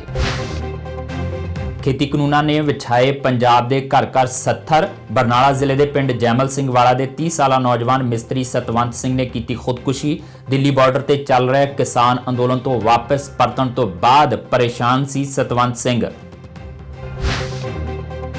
ਦਿੱਲੀ ਦੇ ਸਿੰਘੂ ਬਾਰਡਰ ਤੇ ਸਭ ਤੋਂ ਛੋਟੀ ਉਮਰ 'ਚ ਸ਼ਹੀਦ ਹੋਣ ਵਾਲੇ ਨਵਜੋਤ ਸਿੰਘ ਦਾ ਨਾਭਾ ਦੇ ਪਿੰਡ ਖੇੜੀ ਜੱਟਾਂ ਵਿਖੇ ਅੰਤਮ ਸੰਸਕਾਰ। ਨਵਜੋਤ ਸਿੰਘ ਦੇ ਮ੍ਰਿਤਕ ਸਰੀਰ ਤੇ ਕਿਸਾਨੀ ਝੰਡਾ ਪਾ ਕੇ ਦਿੱਤੀ ਗਈ ਅੰਤਿਮ ਵਿਦਾਈ। ਨਵਜੋਤ ਦੇ ਸਨਮਾਨ 'ਚ ਲਗਾਏ ਗਏ ਕਿਸਾਨਾਂ ਵੱਲੋਂ ਨਾਅਰੇ। ਤਿਹਾੜ ਜੇਲ੍ਹ ਤੋਂ ਰਿਹਾ ਹੋ ਕੇ ਜ਼ੀਰਾ ਪਹੁੰਚੇ ਨੌਜਵਾਨਾਂ ਦਾ ਹੀਰੋ ਵਾਂਗ ਸਵਾਗਤ। 26 ਜਨਵਰੀ ਦੀ ਘਟਨਾ ਤੋਂ ਬਾਅਦ ਕੀਤਾ ਗਿਆ ਸੀ ਨੌਜਵਾਨਾਂ ਨੂੰ ਗ੍ਰਿਫਤਾਰ। ਦੁਬਾਰਾ ਦਿੱਲੀ ਬਾਰਡਰ ਤੇ ਜਾਣ ਅਤੇ ਕਿਸਾਨੀ ਸੰਘਰਸ਼ ਦਾ ਹਿੱਸਾ ਬਣਨ ਲਈ ਤਿਆਰ ਦੋਵੇਂ ਨੌਜਵਾਨ। ਬਰਨਾਲਾ 'ਚ 22 ਸਾਲਾ ਲੜਕੀ ਨੂੰ 8 ਮਹੀਨੇ ਬੰਧਕ ਬਣਾ ਕੇ ਗੈਂਗਰੇਪ ਕਰਨ ਦੇ ਸੰਗੀਨ ਵਾਰਦਾਤ। 2 ਔਰਤਾਂ ਸਮੇਤ 7 ਜਣਿਆਂ ਤੇ ਪਰਚਾ ਦਰਜ। ਲੜਕੀ ਨੂੰ ਧਮਕਾਉਣ ਵਾਲੇ 3 ਥਾਣੇਦਾਰ ਸਸਪੈਂਡ। ਅਤੇ ਬਜਟ ਇਜਲਾਸ ਤੋਂ ਪਹਿਲਾਂ ਆਮ ਆਦਮੀ ਪਾਰਟੀ ਤੇ ਅਕਾਲੀ ਦਲ ਦੇ ਕੈਪਟਨ ਸਰਕਾਰ ਤੇ ਵਾਰ। ਭਗਵੰਤ ਮਾਨ ਨੇ ਕਿਹਾ 4 ਸਾਲਾਂ 'ਚ ਸਰਕਾਰ ਨੇ ਨਹੀਂ ਕੀਤਾ ਕੋਈ ਕੰਮ। ਹਰਸਿਮਰਤ ਬਾਦਲ ਨੇ ਕਿਹਾ ਲੋਕ ਅਗਲੀਆਂ ਵੋਟਾਂ 'ਚ ਮੰਗਣਗੇ ਕੈਪਟਨ ਤੋਂ ਜਵਾਬ। ਇਸ ਦੇ ਨਾਲ ਹੀ ਆਪਣੇ ਜਸਵੀਰ ਨੂੰ ਦਿਓ ਇਜਾਜ਼ਤ ਤੇ ਦੇਖਦੇ ਰਹੋ TV ਪੰਜਾਬ।